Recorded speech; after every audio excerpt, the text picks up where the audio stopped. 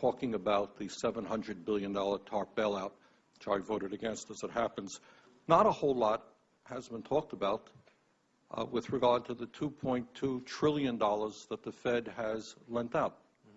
Now, I find that absolutely extraordinary that I wrote you a letter and I said, hey, who'd you lend the money to? What were the terms of those loans?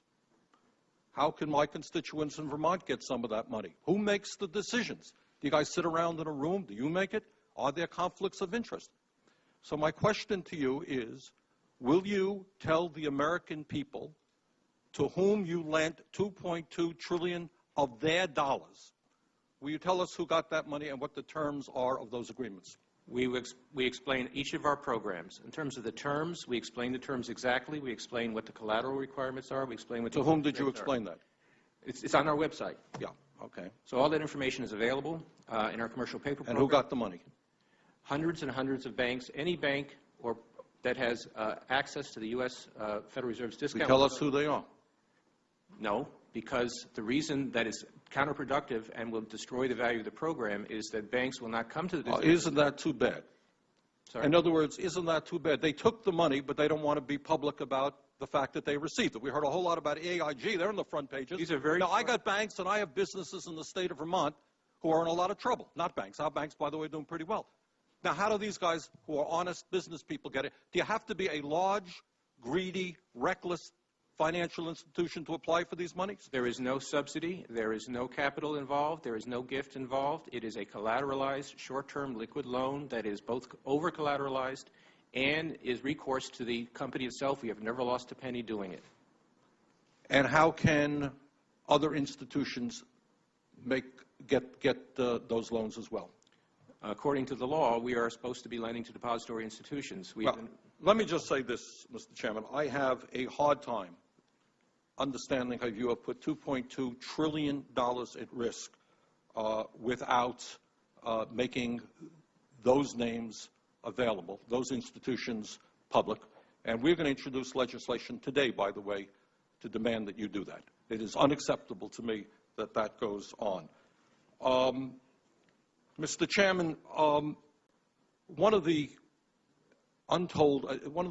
issues that bothers me very much is that for many, many years, some of us were concerned about deregulation. Some of us were very concerned about where the economy was going. We didn't hear much coming from the Bush administration, who told us over and over again that the fundamentals of the economy were sound. We didn't hear much from the Fed. Now, looking back, do you think that maybe there was a problem there, that you did not raise some alarms out there and said, we got a problem when trillions of dollars are being floated around the world in a deregulated, non-transparent way? When you heard people talking about the fundamentals of the economy being sound, how come you didn't raise an alarm?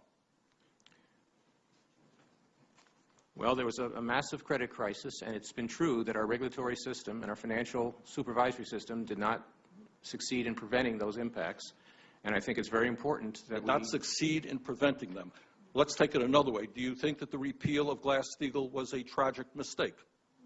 No, I don't think so. But I do think we need to have much more effective holding company and oversight supervision, and I strongly support a strong program of regulatory reform going forward. Mr. Chairman, in my state, people ask me how it could be that you're providing loans at almost zero interest rates to large financial institutions who are then charging consumers 25 or 30% interest rates on their credit cards. Do you think that that's acceptable, or do you think that those institutions that are receiving help from the Fed should substantially cut those interest rates? Well, with respect to credit cards, we've been working actively in that area in a couple of dimensions. One is that credit card credit availability will be enhanced by our TALF program, which I've just announced. But you're not answering my question. Should a financial institution that is being bailed out by taxpayers charge those taxpayers 25 or 30% interest rates when they're receiving? Well, you need to address that to the Treasury, because it's the TARP that's providing help to failing or damaged firms. The Federal Reserve lends to healthy firms on a collateralized basis. Last question. Many, again, of my constituents, and I think people all over this country, are wondering why the CEOs of these large financial institutions who have been extremely greedy, reckless, and maybe have engaged in illegal behavior have not been fired, so that we can work with people who want to really reform the system. Should the CEOs of the financial institutions that have led us into this deep, deep recession be fired? Well, pay and job tenure should depend on performance, and those which have performed poorly should lose their jobs. Are any of them who have been... Many have lost their jobs.